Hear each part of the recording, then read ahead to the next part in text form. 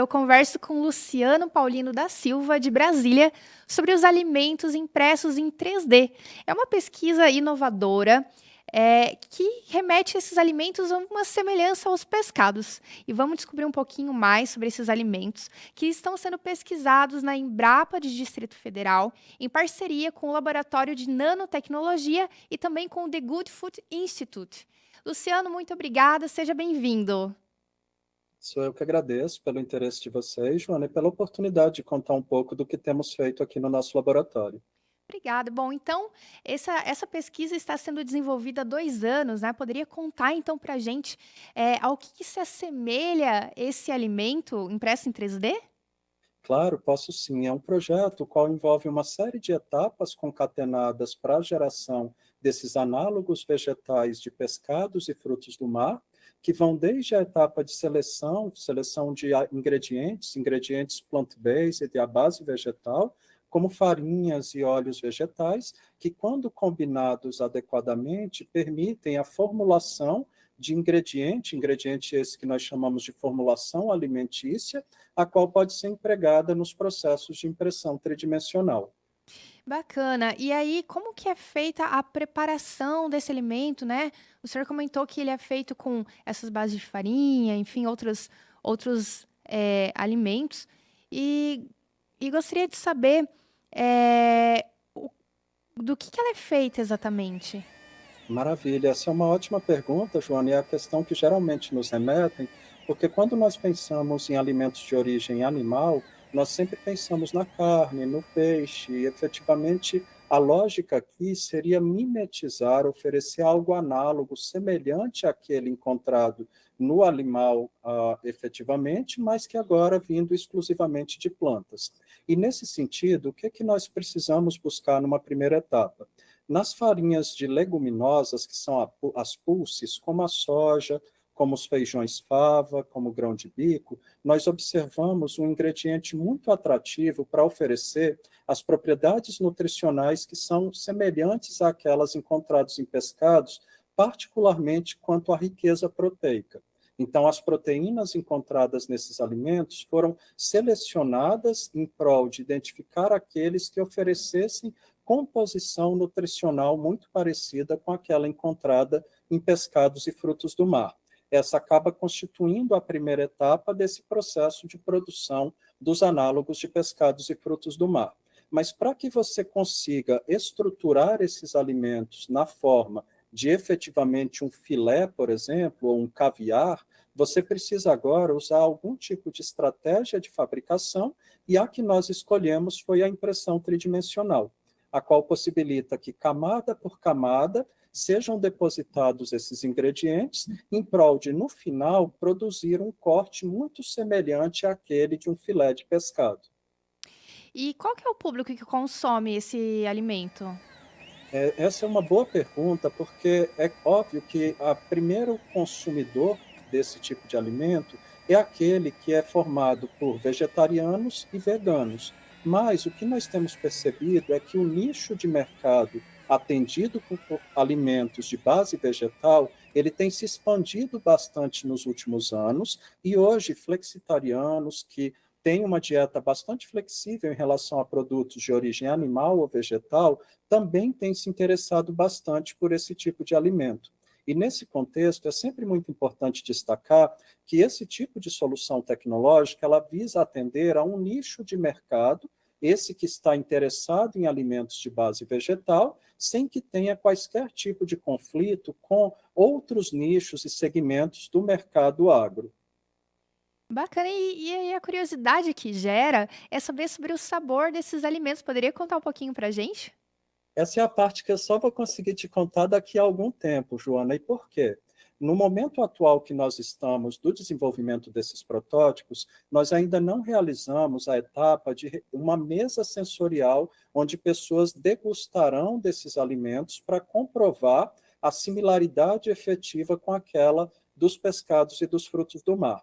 O que nós temos feito em relação aos filés de pescados, em relação aos análogos de caviar, aos análogos de anéis de lula, são efetivamente combinar ingredientes, os quais ofereçam não apenas sensorialidade parecida com aquela encontrada nos de origem animal, mas também que ofereçam propriedades nutricionais semelhantes. Então, a primeira etapa ela é uma etapa que envolveu o desenvolvimento desses protótipos sem que efetivamente eles já tenham sido consumidos por alguém. A partir dali, isso cria um leque de novas possibilidades, inclusive podendo atender certos atributos mais regionais. Nós temos muitas vezes casos nos quais o regionalismo, e o Brasil é um caso, um exemplo bastante característico disso, onde um peixe, ou o quão tenro é um peixe para alguém de uma região no norte, pode ser bem diferente de alguém que esteja aí numa região mais ao sul do país. Então, dentro dessa perspectiva, pode ser necessário ajustar e modular as características da formulação final em prol de gerar um produto que atenda melhor um consumidor que tenha determinados requisitos em relação a paladar, sabores específicos. E quando a gente fala, então, em questão de custo-benefício, né, já que pode abranger um bom número de pessoas, como que seria essa questão do custo-benefício? Essa é uma excelente questão, porque a etapa final do projeto, que está se concluindo no início do ano que vem, é justamente a avaliação da viabilidade econômica desse projeto. E nessa avaliação de viabilidade econômica, você tem que levar em consideração, pelo menos, e nós estamos levando em conta isso, 3 possibilidades de escalas de produção que tal solução poderia entregar. A primeira delas é aquela que é mais almejada, esperada do ponto de vista tecnológico, que é a escala industrial. Industrial em que sentido? Na possibilidade de produção dos filés ou dos análogos de filés de origem vegetal e dos frutos do mar, também de base vegetal, nos quais uma indústria poderia ter extrusoras, que são os dispositivos na impressora que estão produzindo efetivamente esses miméticos, esses análogos, e essas várias extrusoras no ambiente industrial estariam produzindo esse alimento. Um outro cenário, esse é um cenário, obviamente, que demanda escala, depende de uma série de fatores, incluindo máquinas escalonadas, no que a gente chama de fazendas de impressoras 3D de alimentos. Uma outra escala possível é a escala na qual atenda restaurantes e também pessoas que estejam em ambientes hospitalares, que tenham dietas bastante restritas. Nesse caso, o que, que você tem? Você tem a necessidade de um ambiente no qual algumas poucas impressoras tridimensionais podem ser suficientes para produzir a escala necessária para aquele consumidor, onde o insumo, nesse caso, não vai ser mais o produto final, e sim o insumo será a formulação alimentícia para que o indivíduo possa produzir naquele ambiente de restaurante ou no hospital para pessoas que tenham dietas controladas ou restritas num determinado momento. E o terceiro cenário é aquele almejado daqui a alguns anos, que é o cenário no qual nós tenhamos a possibilidade de considerar uma impressora tridimensional como um eletrodoméstico que possa ser utilizado nos nossos próprios domicílios, nas nossas residências, onde não é impossível de se imaginar num futuro próximo a possibilidade de nós estarmos no nosso ambiente laboral, de trabalho, enviar um comando para a impressora tridimensional, que é um desenho de modelo assistido por computador, os CADs, e a partir desse modelo de desenho que foi gerado num computador, a impressora 3D que esteja na nossa residência comece a imprimir um filé de nosso pescado de interesse, de base vegetal ou de base celular, que efetivamente, quando nós chegarmos em nossa residência, estará pronto para o consumo. E é dentro dessa lógica, utilizando-nos desse racional, que nós vamos explorar, do ponto de vista econômico, essas 3 vertentes para avaliar, no momento, qual seria aquela mais viável economicamente. Olha só que interessante conhecer mais sobre a impressão 3D de alimentos. E quanto tempo que leva para ser, digamos, impresso esse alimento? Essa é uma questão bem interessante, porque depende muito do tamanho do corte que você está produzindo ou do grau de complexidade necessário. Por exemplo, se você quer produzir um filé do tipo um sashimi, que é muito consumido como filé, principalmente para aquelas pessoas consumidoras de alimentos de origem japonesa ou comida japonesa propriamente dito, nós podemos estar falando ali de mais ou menos entre 10 a 15 minutos a produção desse filezinho. Por outro lado, se você quer produzir um mimético de um caviar, que não tem o mesmo grau de complexidade do corte de peixe, que teria que ter uma distribuição de componentes musculares, que é a carne propriamente dita, com componentes mais lipídicos, que é a gordura que vai estar ali entremeando a carne, você acaba demorando alguns segundos para produzir cada bide, cada esferinha daquele que será o mimético de caviar.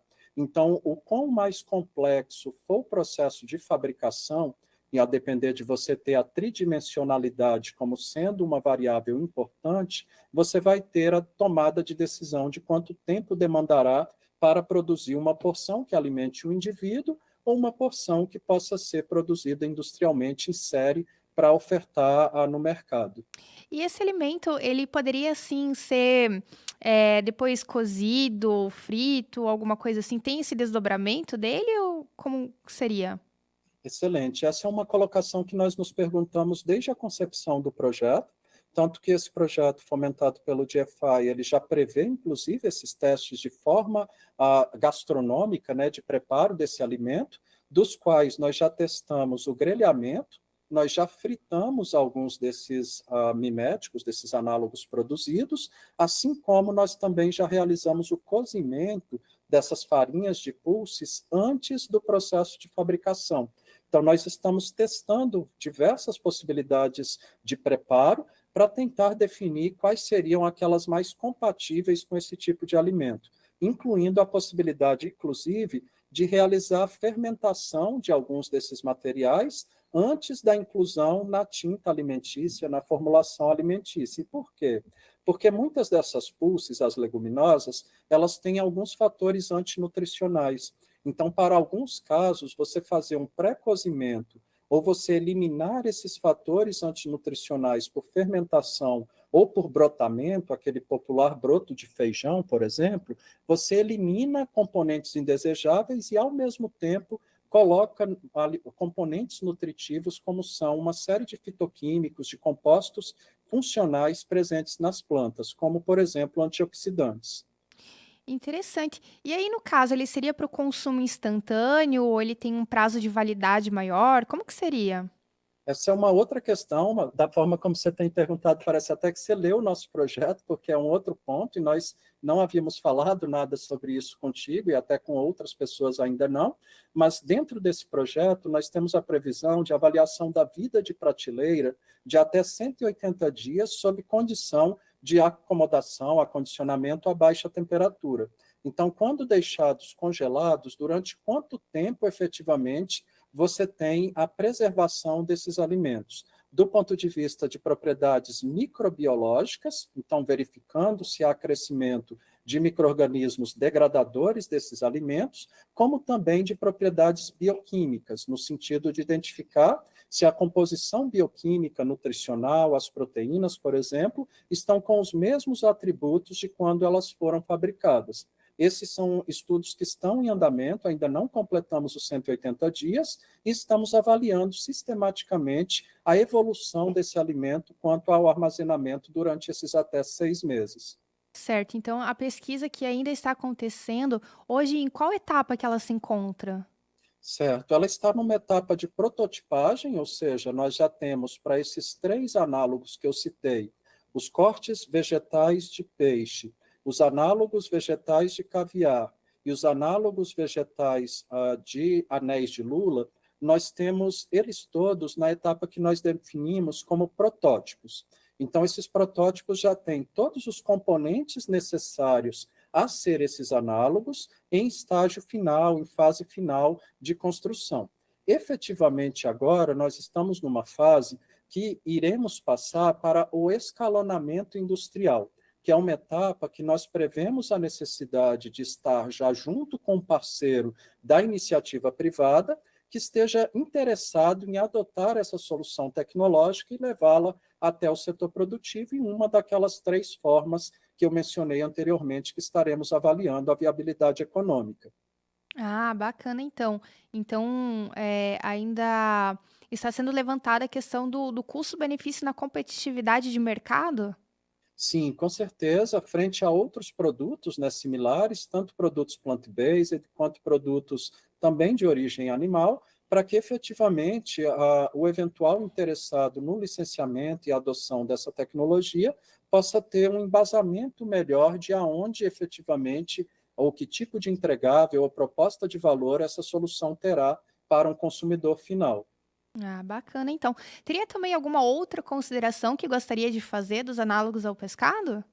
A consideração principal que a gente sempre faz é que o que nós temos a oportunidade de oferecer com essa solução é uma alternativa que pode atender a diferentes nichos, né, de mercado, mas que efetivamente são nichos e que efetivamente não são soluções que visam a competir com quaisquer outro produto já disponível hoje em dia. Então, a ideia nossa foi de estar prospectando, identificando, buscando uma solução que atendesse um nicho bastante em crescimento, que é o nicho das pessoas que buscam alimentos de origem vegetal, mas que, contudo, não tivesse conflito com outros nichos, com outros segmentos que já oferecem proteínas, sejam de origem animal ou de origem vegetal. E que, ao mesmo tempo, oferecesse a tais pessoas uma sensorialidade que distinguisse tal produto em relação a outros que elas já consumam, sejam em relação à textura, seja em relação ao aroma, seja em relação às propriedades de maneira geral, que trazem os atributos sensoriais nesses alimentos. Bacana, Luciano. Foi muito interessante conhecer um pouco mais sobre essa impressão de 3D em alimentos análogos ao pescado e conhecer também o potencial todo dessa pesquisa e desse mercado. Agradeço a sua participação, Luciano, e até a próxima. Muito obrigado.